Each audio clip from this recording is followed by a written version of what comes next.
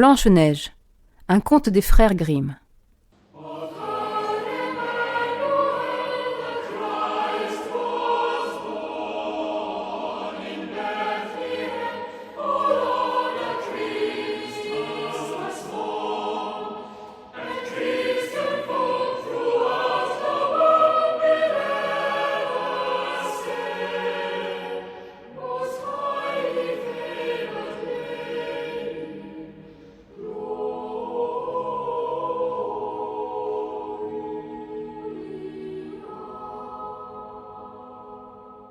C'était l'hiver.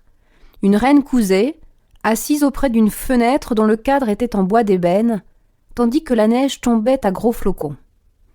En cousant, la reine se piqua le doigt et quelques gouttes de sang tombèrent sur la neige.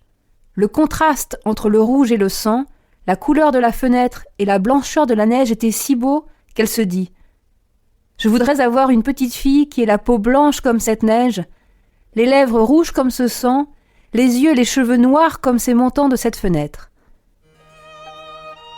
Peu de temps après, elle eut une petite fille à la peau blanche comme la neige, aux lèvres rouges comme le sang, aux yeux et aux cheveux noirs comme l'ébène. On l'appela Blanche-Neige. Mais la reine mourut le jour de sa naissance. Un an plus tard, le roi se remaria.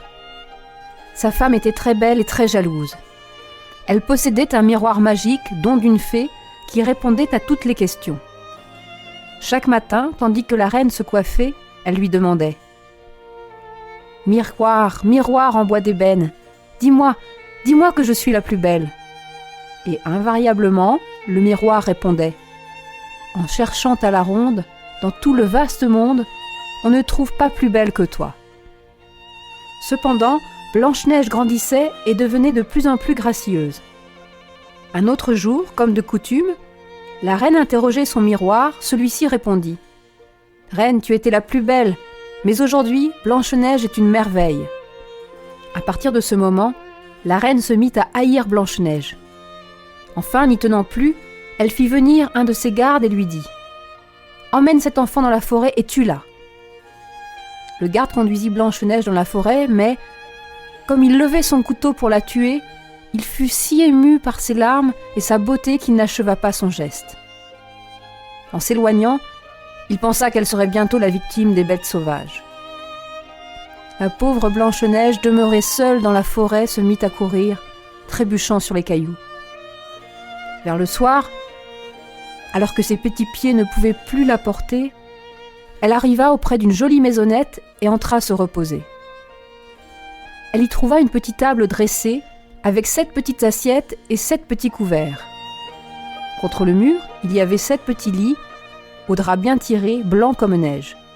Blanche-Neige, qui avait très faim et très soif, mangea un peu de la nourriture préparée dans chaque assiette et but une gorgée de vin dans chaque verre. Puis, comme elle était très fatiguée, elle se coucha et s'endormit immédiatement. Le soir, les habitants de la maisonnette arrivèrent.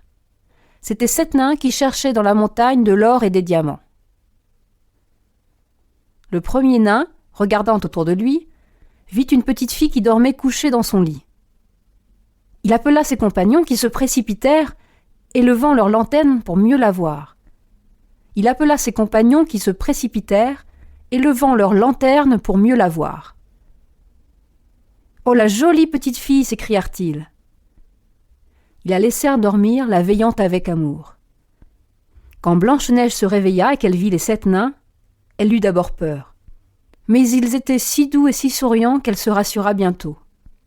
Ils lui demandèrent son nom et comment elle était parvenue dans leur demeure. La petite fille leur raconta son aventure. Les nains lui proposèrent de rester avec eux. « Tu t'occuperas de la maison, tu feras la cuisine et tu raccommoderas notre linge. » Blanche-Neige remercia et accepta toute heureuse. Dans la journée, pendant que les nains étaient partis extraire l'or et les pierres précieuses de la montagne, la fillette restait seule. Mais il lui avait bien recommandé de n'ouvrir à personne. « Méfie-toi de ta belle-mère. Elle ne tardera pas à apprendre que tu es vivante et viendra te rechercher jusqu'ici. » La reine croyait être de nouveau la plus belle femme du monde. Un jour, elle voulut se le faire confirmer par son miroir. Le miroir répondit « Reine, tu étais la plus belle, Mais Blanche-Neige, au pays des 7 nains, au-delà des monts, bien loin, est aujourd'hui une merveille. La reine savait que son miroir ne mentait pas. Furieuse, elle comprit que le garde l'avait trompée et que Blanche-Neige vivait encore. Elle réfléchit longtemps au moyen de s'en débarrasser et décida de se rendre chez les 7 nains. Après s'être bruni le visage et habillée en marchande, elle frappa la porte de la maisonnette en criant « Belle marchandise à vendre, belle marchandise !»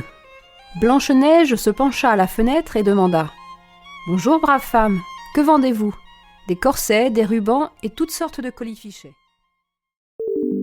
Nous espérons que vous avez apprécié cet aperçu. Pour continuer à écouter ce livre audio sur Google Play Livres, utilisez le lien dans la description de la vidéo.